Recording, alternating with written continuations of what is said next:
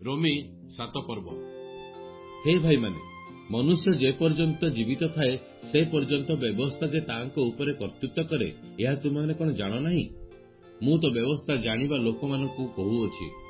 स्वामी जे पर्यंत जीवित थाए से पर्यंत स्त्री स्वामी सहित व्यवस्था द्वारा आबद्ध थाए, किंतु स्वामी मरीगले स्त्री स्वामीर व्यवस्था मुक्त हुए। अतएव स्वामी बंची थाउ थाउ स्त्री जदि अन्य पुरुष सहित संयुक्त हुए ताहाले ताकू व्यभिचारिणी कुहाजिबो। किंतु जदि स्वामी मरी जाए तेबे स्त्री व्यवस्था मुक्त हुए।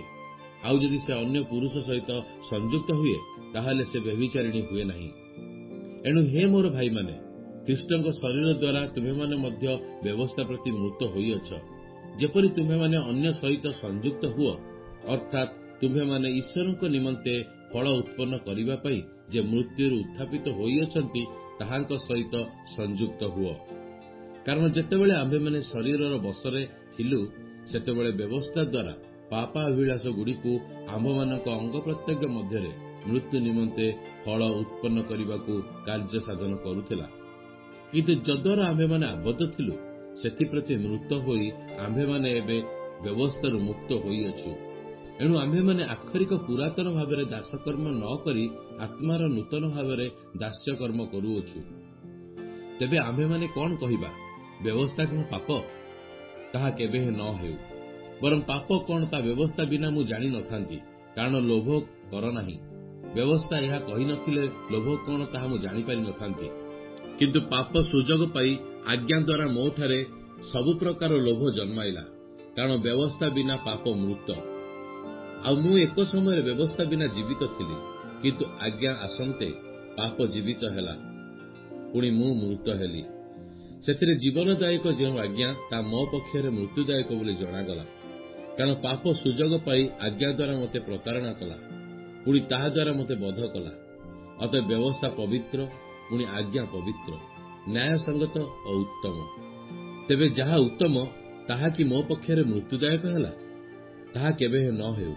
किंतु पाप मृत्युदायक हेला, जेपरि जहा उत्तम ताहा देई मो प्रति मृत्यु साधन करिबा द्वारा पाप पाप बोली प्रकाश पाए, पुणी जेपरि आज्ञा द्वारा पाप अतिशय पापमय हुए।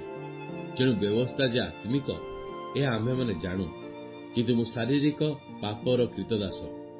कारण मु जहा करे ताहा जाने नहीं, जेणु मु जहा इच्छा करे ताहा करे नहीं, बरं जहा मु घृणा करे ताहा ही करे।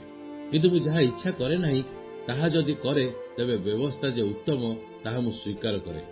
एणु मु ताहा करू नहीं, किंतु मो ठारे बास करुथुवा पाप ताहा करूअछि। कारण मो ठारे अर्थात मो शरीर रे जे कोनोसी उत्तम विषय बास करे नहीं, यह मु जाने, जेणु मु इच्छा करि पारुअछि, किंतु जहा उत्तम ताहा करिबा निमंते मोर सामर्थ्य नहीं। कारण जे उत्तम कर्म करिबाकु मु इच्छा करे ताहा करे नहीं, किंतु जे मंद कर्म करिबाकु मु इच्छा करे नहीं ताहा करे। किंतु जहा मु इच्छा करे नहीं ताहा जदि करे तेबे मु निजे ताहा करे नहीं, मात्र मो ठारे बास करुथुवा पाप ताहा करे। अतएव उत्तम कर्म करिबाकु इच्छुक जे मो निकटरे जे मंद उपस्थित एही व्यवस्था मु देखुअछि। कारण आंतरिक पुरुषर भावानुसारे मु ईश्वरक व्यवस्था आनंद करे, किंतु मु मोर अंग प्रत्यंग गोटे भिन्न व्यवस्था देखे, ताहा मोर मनर व्यवस्था विपक्ष युद्ध करे। आ मोर अंग प्रत्यंग जो पापर व्यवस्था अच्छी सेथिरे मते बंदी करि दिए। हाय दुर्भाग्य मनुष्य जे मते एही मृत्युर शरीर किए उद्धार करिवो? आम मानक प्रभु जीशु ख्रीष्टଙ୍କ द्वारा ईश्वरଙ୍କର धन्यवाद हेउ। अतएव मु निजे मन द्वारा ईश्वर व्यवस्थार दास, किंतु शरीर द्वारा पाप व्यवस्थार दास अटे।